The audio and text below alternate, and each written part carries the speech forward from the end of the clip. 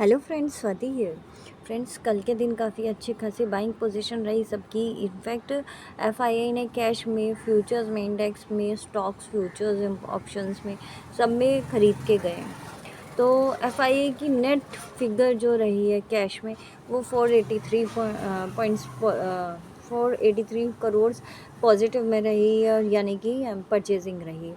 DI ने 1870 करोड़ ख़रीदा है, तो 25,000 के ऊपर निकला और सस्टेन किया 25,000 के ऊपर, और क्लोजिंग भी 25,000 के ऊपर ही दी, पर पूरे दिन चला नहीं मार्केट एग्जैक्टली। इंडिया विक्स भी बढ़ रहा है और निफ्टी भी बढ़ रहा है, जब जैसे पहले बढ़ रहा था, राइट।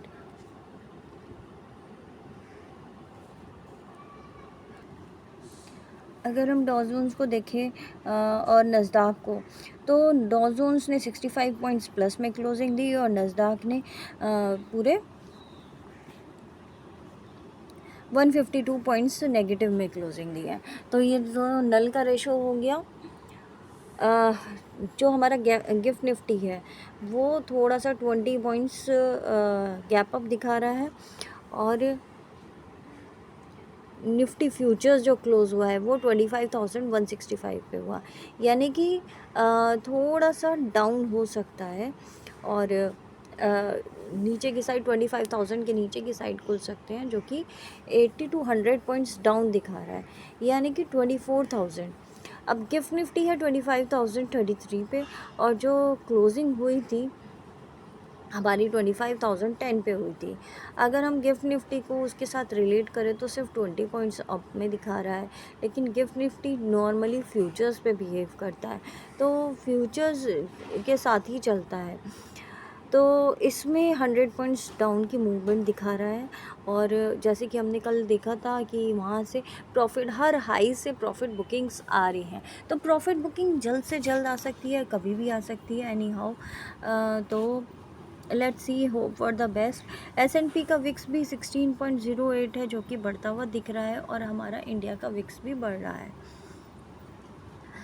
इलेक्ट्रिकल व्हीकल अभी भी परचेजिंग में चल रहे हैं, और एचडीएफसी बैंक आपने देखा 1640 पे ही है, एग्जैक्टली 1640 पे। तो 1600 पे खरीदो, 1640 पे बेचो, बस इतना ये रहेगा। एग्जैक्टली इसके ऊपर जा नहीं रहा है, 60 के ऊपर अगर 16 करता है तो 1660 के ऊपर, तो हम एक 1800 तक के लेवल के लिए जा सकते हैं, लेकिन वहाँ सस्टेन करना चाहिए, राइट।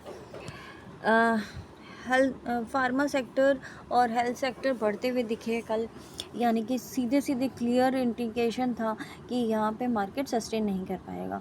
रिलायंस इंडस्ट्री 2,900 से 3,100 के बीच में ही चल रहा है, और अगर आप देखें तो चलिए पहले कमोडिटीज़ वगैरह देख लेते हैं, उसके बाद लेवल्स देखते हैं और स्टॉक्स देखते हैं। गोल्ड अगर आप देखेंगे अभी भी 2,542 पे है, वहीं पर है। सिल्वर भी 30.34 पे है, जैसे कल था।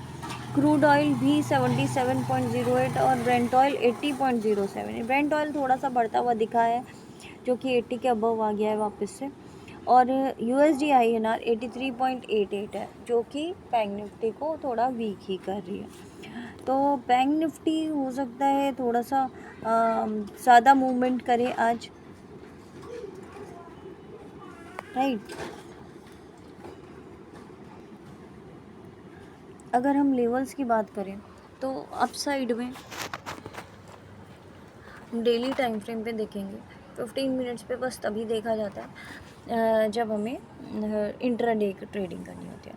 तो लेवल हाई पे फिर से वापस से पहुंचे, और यहाँ पे रिजेक्शन फेस करता हुआ यहाँ से अगर 25,000 के ऊपर टिकता है, आज के दिन भी 25,040 के ऊपर टिकता है, 40 से 60 के बीच में रहता है 15-20 मिनट, तो हम एक अपसाइड मूवमेंट के लिए जा सकते हैं, जो कि 25,250 तक निकल के आता है। और नीचे की साइड अगर हम देखें तो 24,800 का ही सपोर्ट है, और वो सपोर्ट अगर टूटता हुआ दिखता है तो फिर 600 और 500 जल्दी आ सकता है। तो प्रॉफिट बुकिंग जब जब होती है वो काफ़ी अच्छे लेवल पे होती है, तो इस बात का आप ध्यान रखिएगा। नीचे 24,350 का एक जो लास्ट सपोर्ट हमने चेक किया हुआ है, वो काफ़ी अच्छा है, और उसके नीचे तो गया ही नहीं है काफ़ी दिनों से। आप देख सकते हो आपके सामने ट्रेंड है जो कि अप साइड में फिर से रिजेक्शन फेस करता हुआ दिख रहा है। यहाँ एम पैटर्न भी बनता हुआ दिख रहा है, राइट। तो अब आप देखिए, इसको डब्लू पूरा करना था, डब्लू पूरा हो गया, अब वापस से एम पैटर्न में जा सकता है और काफ़ी बड़ी बड़ी कैंडल्स अब बन सकती है।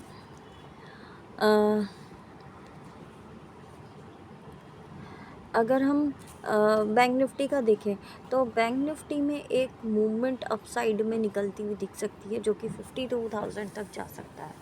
तो अगर ये मूवमेंट लेता है, निफ्टी से ज़्यादा बैंक निफ्टी को मूवमेंट लेना चाहिए अभी, क्योंकि बैंक निफ्टी काफ़ी दिनों से बहुत छोटे लेवल पे चल रहा है, राइट। तो 51,148 पे क्लोजिंग हुई थी और आज अगर ये 51,250 के ऊपर निकलता है तो ही हम अपसाइड के लिए जा सकते हैं।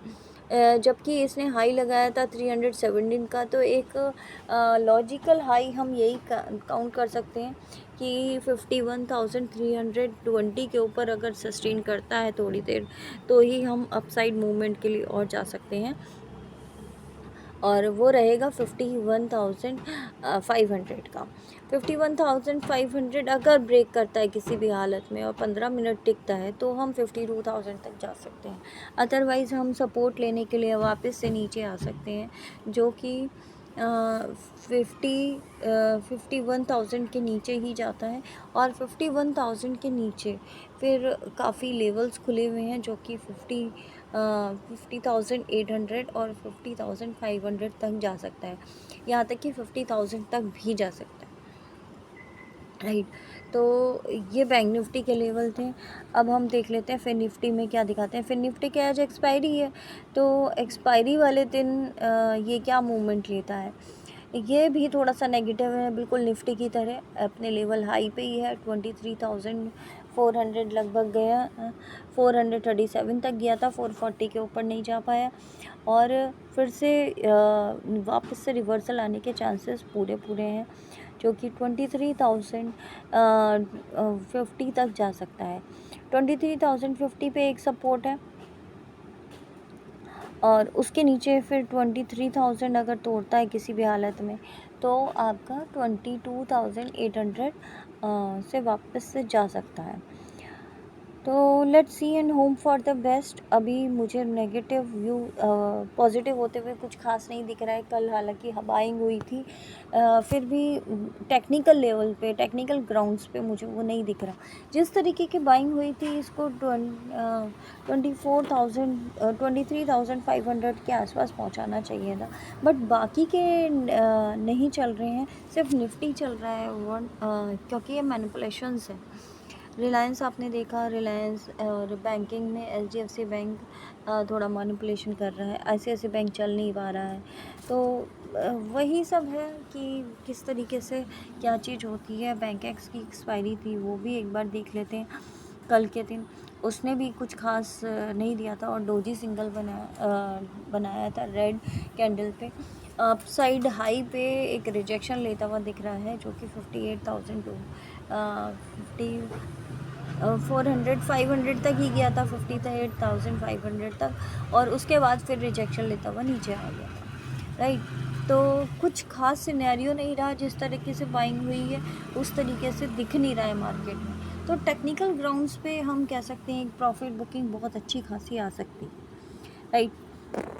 तो तैयार रहिएगा प्रॉफिट बुकिंग के लिए, और लेवल्स पे ध्यान रखिएगा, लेवल्स पे बहुत ज़रूरी होता है।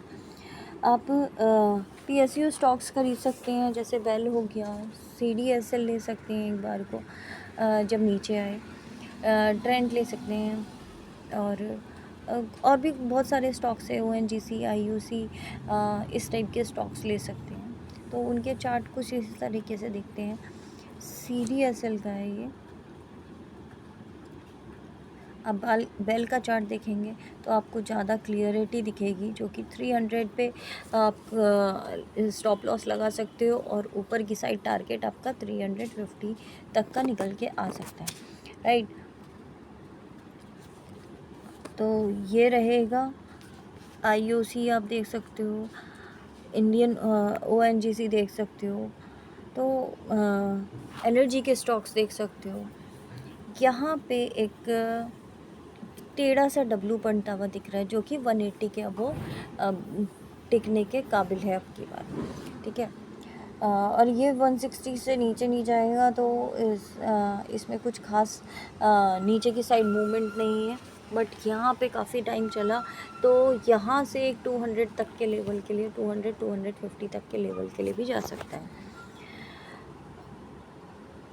ONGC की बात करें तो ऑयल के सेक्टर इसलिए दिखा रही हूँ मैं क्योंकि ब्रेंट ऑयल हमने देखा भी कुछ थोड़ा बहुत फिर से बढ़ता हुआ दिख रहा है, और जहाँ ब्रेंट ऑयल बढ़ेगा, जहाँ क्रूड ऑयल बढ़ेगा, ये ऑयल के सेक्टर्स वापस से बढ़ते हुए दिख सकते हैं, जो कि 350 के ऊपर भी जाता हुआ दिख रहा है।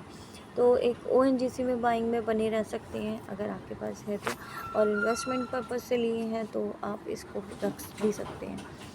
तो इसी तरीके से हम ऐसे ही बैंकिंग के स्टॉक्स भी में भी देखेंगे, जो कि इंडियन ओवरसीज़ बैंक है, IOB, वो किस लेवल पे दिखा रहा है आप देख सकते हो। यहाँ से एक बाइंग के चांसेस बन सकते हैं, और यहाँ पे 61 के ऊपर 60 के, अगर 60 पे स्टॉप लॉस लगा के अगर आप 80 तक के लेवल के लिए जा सकते हैं, टारगेट के लिए जा सकते हैं। तो ये छोटे छोटे स्टॉक्स जो नहीं चले हैं काफ़ी दिनों से, तो वो स्टॉक्स चल सकते हैं। PNB, SBI ऑलरेडी चले हुए हैं, तो इसमें कुछ खास नहीं दिख रहा मुझे। Thank you friends, thank you so much, और आज के लिए फ़िलहाल इतना ही।